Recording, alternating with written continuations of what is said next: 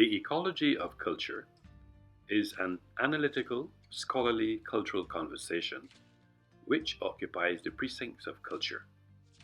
This podcast is captured in ISBN 978 976 9668904 and framed in 15 chapters and verbalized in publication 229.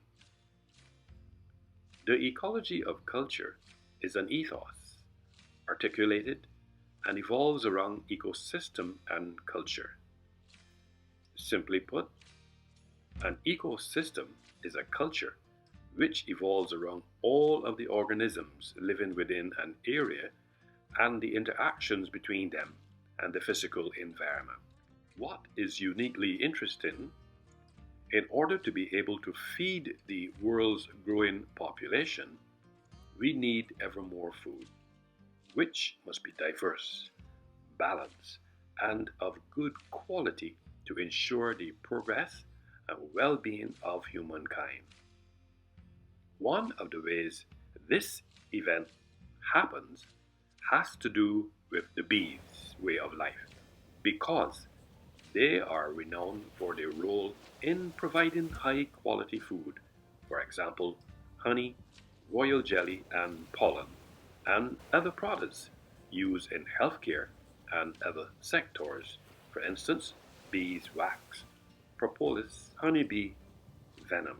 A bee's niche is making honey, pollinating flowers, and drinking nectar, and its habitat is a forest or a field. Bees are vital for the preservation of ecological balance and biodiversity in nature.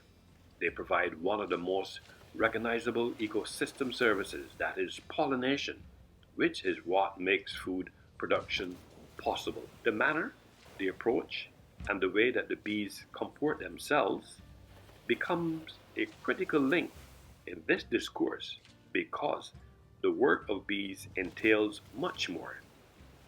The greatest contribution of bees and other pollinators is the pollination of nearly 3/4 of the plants that produce 90% of the world's food. 1/3 of the world's food production depends on bees. That is, every third spoonful of food depends on pollination. Trees are equally important to the ecosystem for several reasons. Without trees, human life could not exist on Earth. According to the Community Forest Guidebook, 100 trees remove about 5 tons of CO2 and 1,000 pounds of other pollutants within their lifetime. Monkeys move around their home range a great deal. They travel daily to look for food. They wouldn't stay in a nest for very long, so they won't create anything elaborate. They use their bodies to help them move rapidly around, looking for sources of food. Parrots have been viewed as efficient consumers of the reproductive structures of plants. Through both antagonistic and mutualistic interactions with their food plants, parrots can exert cascading effects on the plant's life cycles and shape the structure and functioning of ecosystems.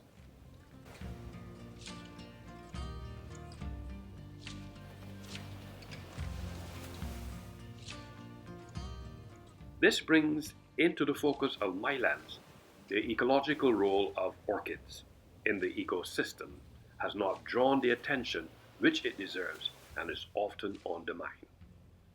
Orchids are known to be highly advanced plants developing various contrivances to attract pollinators. Orchids are the indicators of the health of the ecosystem, and their presence signifies that the ecosystem is vibrant and lively. The dependence of orchids on mycorrhizae for germination and pollinators, mainly insects, for their propagation are classic cases of interaction and other biotasks in nature. Marine ecosystems are important sources of ecosystem services and food and jobs for significant portions of the global population. Human uses of marine ecosystems and pollination in marine ecosystems are significantly threats to the stability of these ecosystems. Moreover, much of the carbon dioxide causing global warming and heat captured by global warming are absorbed by the ocean. Ocean chemistry is changing through processes like ocean acidification, which in turn threatens marine ecosystems. Because of these opportunities in marine ecosystems for humans and the threats created by humans, the international community has prioritized life below water as Sustainable Development Goal 14 to conserve and sustainably use the oceans, seas, and marine resources for sustainable development. According to Kevin Lynn, leaves, twigs, and pieces of bark that have fallen to the ground make up leaf litter. Leaf litter is an important component of healthy soil. Decomposing leaf litter releases nutrients into the soil and also keeps it moist. It also serves as great nesting material, hiding places, and protected spots for animals. This dead organic material provides the perfect habitat for a plethora of organisms, including worms, snails, spiders, and microscopic decomposers like fungi and bacteria. Plausibly, it is for reasons such as this that a leaf litter is considered very biodiverse. Biodiversity is a concept that refers to the variety of different life forms from the genetic level to the species level. Species diversity, in particular, is a subcategory of biodiversity that refers to the number of different species represented in a set. The question may be asked, where can biodiversity be seen in our everyday geographical cultural space? The response is natural. When we look through our windows, sitting in the park, and even hiking, the different types of trees, flowers, and insects are all examples of a biodiverse community. In this expository, there is the issue which is intertwined with a concept that every abandoned building has a story about how it got the way, whether it is an urban legend or the truth. Rotting, crumbling, or completely invaded by nature, abandoned buildings can be as creepy as they are fascinating. However, it should be noted that from ancient times, uncovered, unearthed ash to hospitals that have been left to rot. There are many abandoned buildings around the world, and the history behind them, including the 98-year-old Empire Theatre on Probin Street, Bridgetown, Barbados, has been closed since 1975. The Barbados National Trust, the body incorporated by an Act of Parliament to be involved in the preservation of places of historic, architectural, and archaeological interest and of ecological importance or natural beauty, has been doing its best to stay true to its mission. Dragonflies are especially important because their lives affect both water and land ecosystems. Dragon eggs are laid on or near water, so when they hatch, the nymphs are able to not only breathe on the water, but also to propel themselves through it. This allows them to feed on the organisms that also live on the water, such as mosquito larvae, which can be harmful to humans. This occurs for 1 to 5 years until the nymph becomes a fully grown dragonfly. According to Victoria Picken, an adult dragonfly contributes to the environment in 2 ways. Firstly, by eating insects from the air to stop overpopulation of certain species, similar to the myth.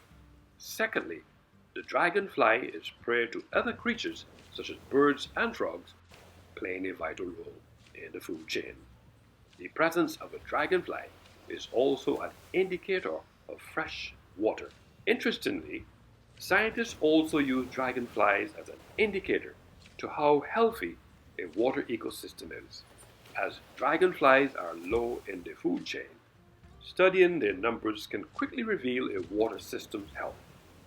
Soil is the link between the air, water, rocks, and organisms, and is responsible for many different functions in the natural world that we call ecosystem services. These soil functions include air quality and composition, temperature regulation, carbon and nutrient cycling, water cycling, and quality natural waste decomposition treatment, and recycling and habitat for most living things and their food. We could not survive without these soil functions. Soils are the environment in which seeds grow. They provide heat, nutrients, and water that are available for use to nurture plants to maturity. These plants form together with other plants and organisms to create ecosystems. Ecosystems depend on the soil, and soils can help determine where ecosystems are located. These plants then provide valuable habitat and food sources for animals, bacteria, and other things. A well-covered soil prevents erosion. Barbados celebrated gully biodiversity because gullies are the main local forested areas. Gullies in Barbados are homes to wild vegetation and animals. A gully is a winding ravine approximately 20 meters deep, which runs from elevated inland areas to the coast. They were originally underground caves and developed when the roofs of these caves collapsed over time, creating a valley-like formation. We all need the energy from the sun, which is transferred from plants to animals when animals eat the plants. Animals also benefit from the sun's effect on their bodies because sunlight on skin produces vitamin D, which is important in the formation of strong bones. Animals also get vitamin D by eating plants. Sunlight stimulates the growth of photoplanktons, which belong to the first trophic level in an aquatic ecosystem pyramid. If these do not exist, aquatic ecosystem would also disappear. Overall, the ecology of culture is an ethos, articulated and evolves around ecosystem and culture. Simply put, an ecosystem consists of all of the organisms living, including bees, orchids, monkeys, parrots, soil, sunlight, and water within an area and the interactions between them and the physical environment. And without the ecology, there is no culture.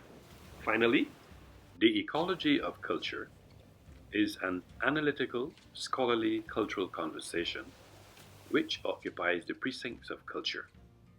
This podcast is captured in ISBN 978 976 9668904 and framed in 15 chapters and verbalized in publication 229.